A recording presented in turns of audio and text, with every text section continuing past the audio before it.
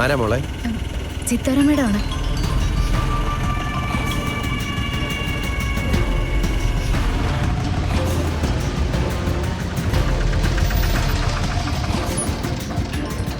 എന്നിട്ട് നീ അത് എടുക്കാൻ പോവാണോ?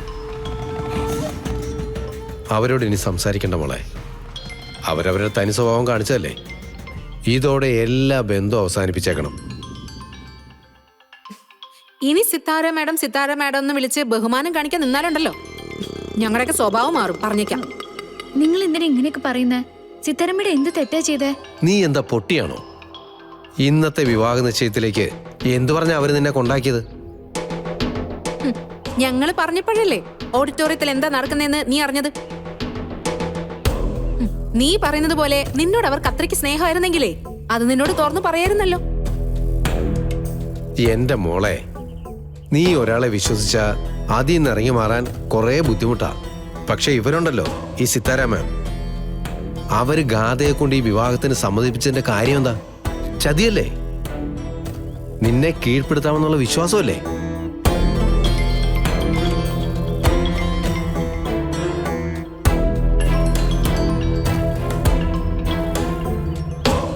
ആ ഫോണൊന്ന് സ്വിച്ച് ഓഫ് ചെയ്ത് വെക്കുന്നുണ്ടോ നീ? അവരെന്തിനാ ഇനി നിന്നിങ്ങനെ വിളിച്ചോണ്ടിരിക്കുന്നേ? ഇനി അവർക്ക് നിന്നെ അവരുടെ സർവീസിന് വേണമായിരിക്കും, അവരുടെ മോളുടെ കാൽക്കൽ കൊണ്ടോ ഇടാൻ വേണ്ടി. മോളെ കൃഷ്ണേ, ഇനി നിന്നോട് ഞാനൊരു കാര്യം പറയാം. ഇനിയും ആ സിത്താര മേഡത്തിനെ വിശ്വസിക്കാനാണ് നിന്റെ ഉദ്ദേശമെങ്കിൽ നീ ഇനിയും ഞങ്ങളെയൊക്കെ മറന്നേര്. ഞങ്ങളെക്കാളൊക്കെ വലുത് നിനക്ക് നിന്നെ ചതിക്കുന്ന ഒരുത്തിയാണെങ്കിൽ അതങ്ങനെ തന്നെ നടക്കട്ടെ.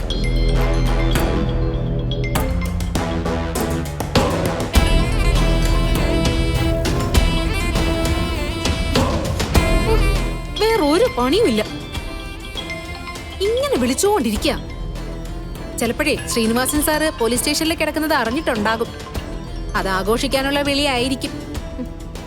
ആരെ അവര് ചതിക്കാത്തത്? നിന്റെ അച്ഛനെ ചതിച്ചില്ലേ? നിന്റെ അമ്മയെ ചതിച്ചില്ലേ?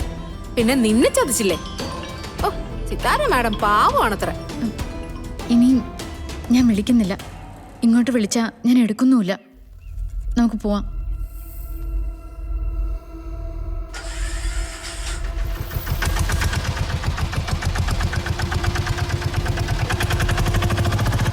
അതെന്താ കൃഷ്ണ ഫോൺ എടുക്കാത്തത്? ചിലപ്പോ അടുത്ത ആരെങ്കിലും ഉണ്ടാവും അല്ലേ? കൃഷ്ണ തിരിച്ചു വിളിക്കും മാം. എത്ര ദ്രോഹിച്ചിട്ടും സ്നേഹം മാത്രം അവളുടെ മനസ്സിൽ. അതെല്ലാവരെ കൊണ്ടും കഴിയുന്ന കാര്യമല്ല. സിനി നോക്കിക്കോളൂ, അവളുടെ വിവാഹത്തിന് ഞാൻ പോവും. ശ്രീനിവാസ് എന്നെ തടയാനായിട്ട് എന്ത് ശ്രമം നടത്തിയാലും ആ വിവാഹത്തിന് എനിക്ക് പങ്കെടുക്കണം. അവളെ അനുഗ്രഹിക്കണം. മാത്രമല്ല, വില പിടിച്ചൊരു സമ്മാനം തന്നെ അവൾക്ക് കൊടുക്കുകയും വേണം.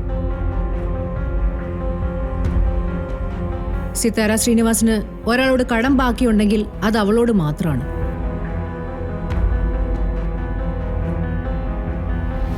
ഒരു ജന്മം മുഴുവൻ വീട്ടിയാലും തീരാത്ത കടം.